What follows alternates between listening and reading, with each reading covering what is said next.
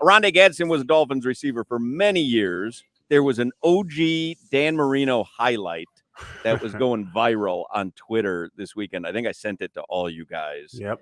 It was OG at his finest, man. And as good as OG looked out there, his son still might be the better receiver when it's all said and done. His son had a game, really a first half for Syracuse. By the way, before we talk football here, reminder that Caneswear in Davie can get you geared up for the season. Canes and Dolphins. Visit the store, University Drive, or check out Caneswear.com. OG was with me Friday night at Hard Rock Stadium. Can we say, OG, that the Canes are back if they beat Texas A&M this Saturday? Kinda, not really back, but we can kind of say it. We can say it more than we said it Friday night. Because Friday night doesn't really matter in the scheme of things. They did what they needed to do on Friday night. Yeah, the first bubble, everybody's like, "Oh, the Canes is back. The Canes are back." Relax. It was on me in the suite because he's like, it's a bubble screen, man. Nobody's back. He's like, hey, throw it 70 yards downfield. Maybe I'll give you their back. Right. Don't give me their back on a bubble screen. Yeah. Sorry about that, Channing, but Utah did it the right way. First play, bomb, 70 yards. Gators, get on the plane. Get on back over here. Listen, OG, they should have drove back from Utah with that performance they had. They shouldn't even got it. They shouldn't even waste money on a plane ride with that. But no, OG. Clemson versus Florida in the toilet bowl. Let's go. Ready? In the turtle bowl. Right. Lower ratings in this radio show. OG, what's going on? Because it's funny, we were talking about it earlier where, like, I watched Florida State and I saw a dominant team. I saw dominant players dominating other grown men. Like, to say a team is back, what do you have to see? Because to be honest, like some of them runs, the safety couldn't tackle the running back. I think Texas A&M safeties will be able to tackle UN's running backs. When you say a team is there, what are you looking for? I guess just like one, you have to have the dominant quarterback. We'd like to see that. Then the O-line and D-line has to be, again, dominant. You can make it with, some okay skill position players, but the O-line, the D-line, the quarterback, and I think the secondary, if they're dominant, then you could make it happen and say you're back. Like, listen, I mean, we all, had a side eye at Prime, but they got, Colorado could be back. They beat Nebraska this Saturday. Colorado could be back. I mean, they had one win last year. He already is. He's going to surpass that, he's right? Hit the over, yeah. Yeah, he's going to hit the over in that. So, I think the quarterback was dominant. The O-line was dominant. The secondary was dominant, and they had 4 receivers over 100 yards. I mean, I don't know what else you need. They look pretty good. Obviously, I think they'll still have trouble with the big dogs, the USCs and the UCLAs. But, hey, look, it was pretty impressive. So, UM is headed in the right direction. Obviously, the big test will be Saturday, and so we'll see. But I hope. Being partial because we got, some heritage players, some players I coached on the team, a lot of them realistically.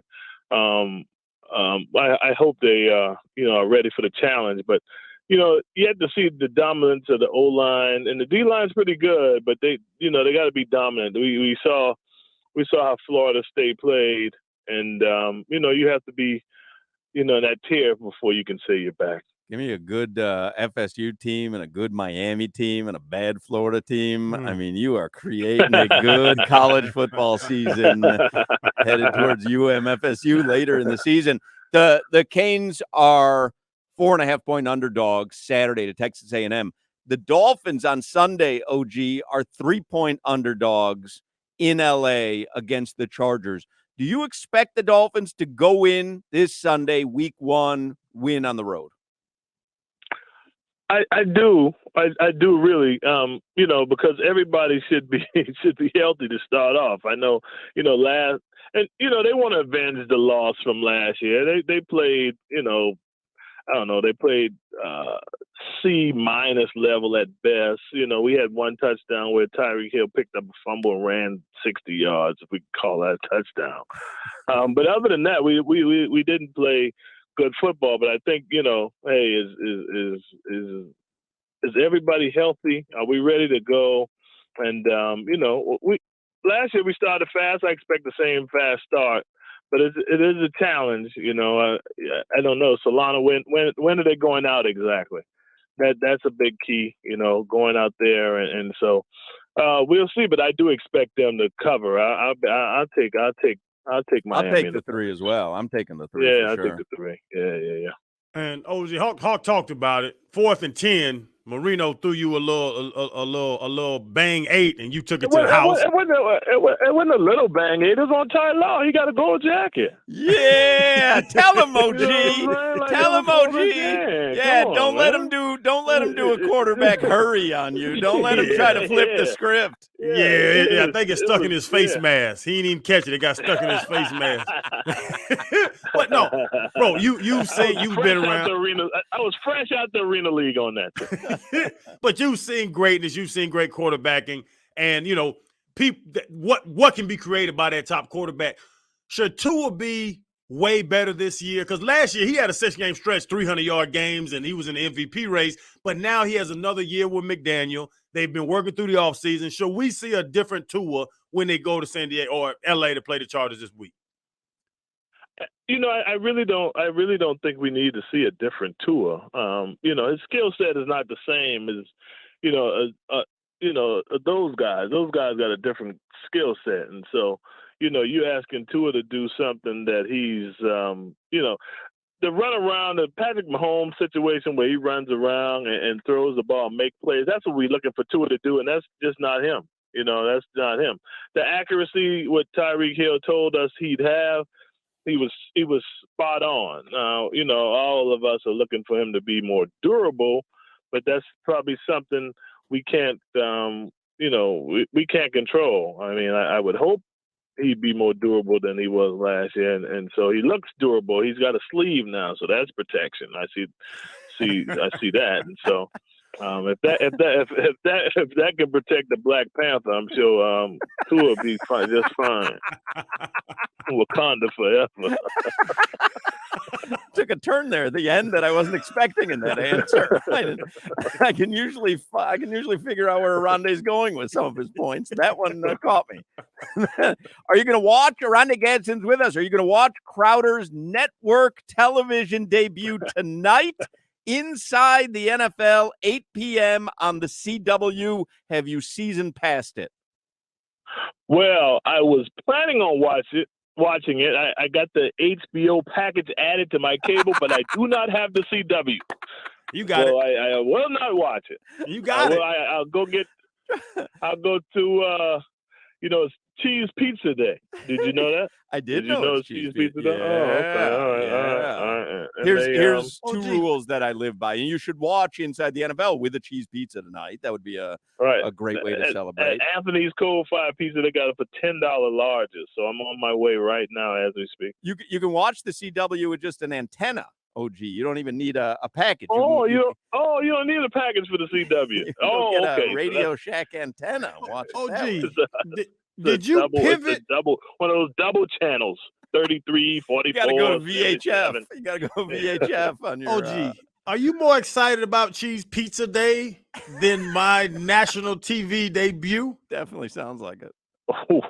Sounds like it. Listen, what time is it? What time will that be? 8 p.m. 8 p.m. 7 Central.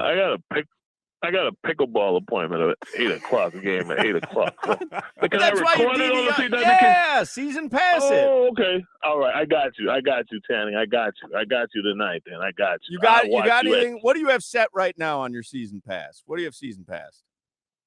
I have a season pass to absolutely nothing right now. I don't watch. I don't watch TV like that. You know, football is what I got. Sports is what I got. You come on the same time as TFO, Big Four. I'm gonna watch Big Four at 8:00. Big Four on at 8:00. I'll switch back and forth when Big Four go sit down and get a towel and a banana. I'll switch on and check you out. But